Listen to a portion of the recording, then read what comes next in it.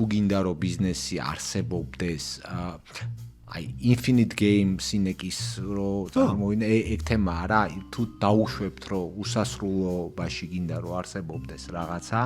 და გინდა რომ ღირებულება უსასრულობაში მიაწყდო მომხმარებელს ავტომატურად ჩემი აზრით ფიქრობ რომ ფოკუსი არის მომხმარებელზე ოღონდ ავტომატურად აქ უკვე შემოდის მეორე მხარე სწორი ბიზნეს მოდელის შერჩევა იმისათვის რომ ბიზნეს მოდელის ფოკუსირებამ